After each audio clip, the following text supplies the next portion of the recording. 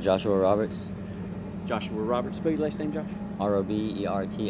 You on the truck. You're part of the Yes, survey sir. crew. Yes, sir. Tell me what happened. Well, we were fueling up at the Chevron, and every time we fuel up there, to get to this other property that we usually survey, we just drive right here where you can see everyone drives. There's a road there where everyone does it. Well, we did not we didn't anticipate that the amount of clay in the mud, so I was spinning more than gripping. It was too slick, and we were trying for a good 20 minutes to get it off. When we saw the light train down there, he gave me a short honk, which is confirmation saying I see you.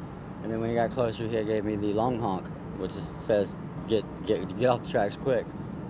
He had 2 miles to stop, and he didn't even touch his brakes, because I know what they sound like. I worked for them for a long time.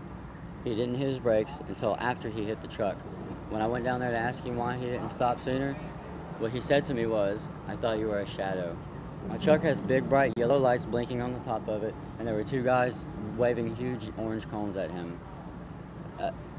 I don't understand why he would even say that to me after he gave me 2 honks saying that he knew that it was a vehicle. So you guys were attempting to cross over the tracks Yes, here, sir. where it's just sort of a gravel. Almost all survey companies use that. A lot of workers through here use that, and that's why there's a road right there, because so many people do it every day. I've done it 100 times. I've been surveying for years now, and that was the one and only time that we had ever gotten stuck on it, which was a surprise for both of us because I have 4-wheel drive.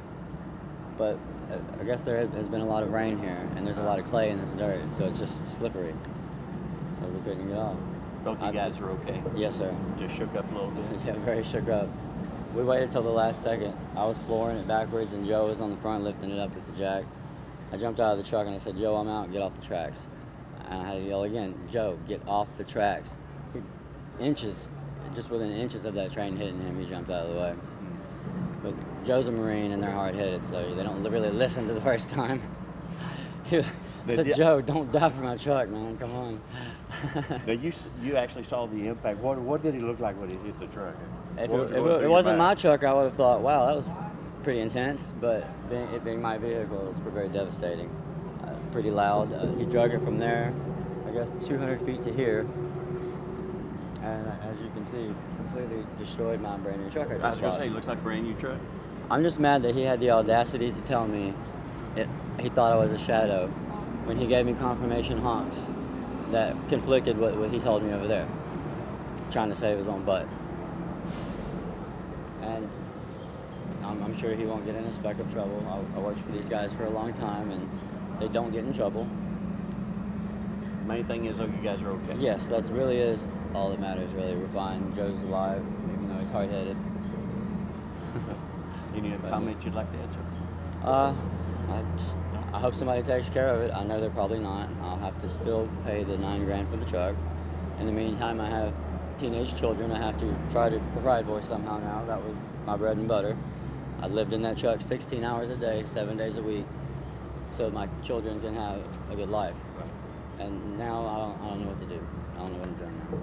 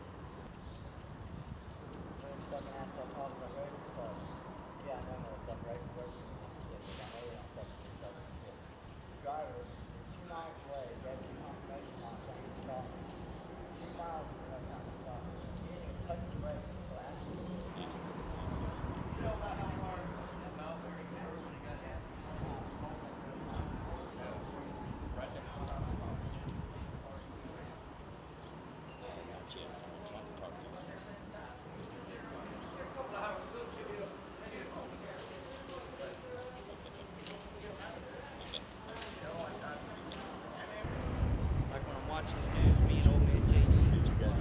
Yeah, Jason did. It's going to Tomball Towing and Storage 10950. Well, I technically matched out on it, but I didn't. The guy made it. They sent him to Herman, and Red Duke popped him open. When they popped him open, he had 2 bullet holes, but in the same hole. And the guys were saying it was a robbery at a beer store. I said, no, that ain't no robbery when a beer store, man, shooting from about 10 feet away, pops 2 bullets in the same hole. No. The guy sued us. Harris County Emergency Force sued us because they broke his sternum and partial crack on his collarbone. You do CPR, right? It's gonna crack that. Well, do you give a shit if I crack your sternum? If I...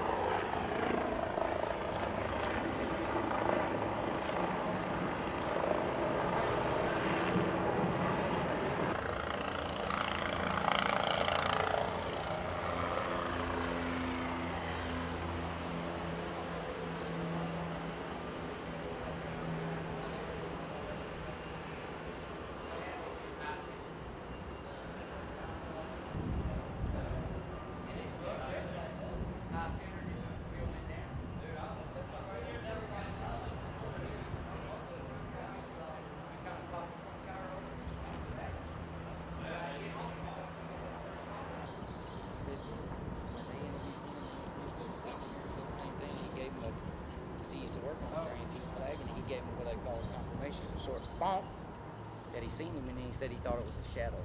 He said then he shut it down.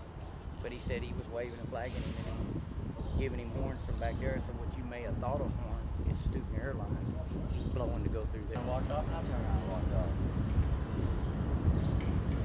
Go out there and try to intimidate me, fucking pops up. I'm so mad. I just got this brand new truck, and it's a truck I've been wanting for years. Ass fucking fat ass driver wouldn't come out of the fucking engine. I climbed up on there and tried to go in and he locked me out. I said, motherfucker, I'm just trying to talk to you. I want to find out what the fuck your story is. No. Oh, wait. Because he was sitting there, wasn't he? Yeah. Okay. He was the first. Those cameras, widescreen all the way from they covered the whole camp. And they were just